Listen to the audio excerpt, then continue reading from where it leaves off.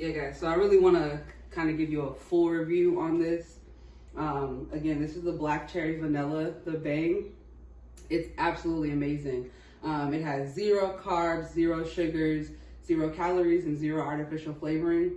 I'm not really big on caffeine. I don't drink coffee at all. It makes me absolutely sick.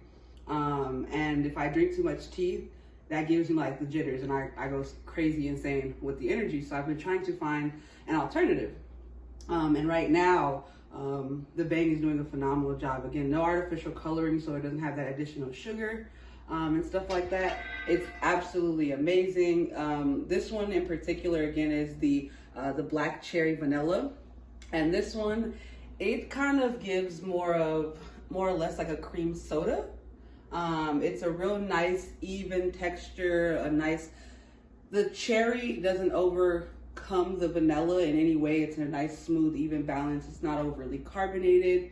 It tastes amazing. I'm gonna pour some out for you guys so you can see that there's no artificial coloring. And we'll get right into that in just a moment.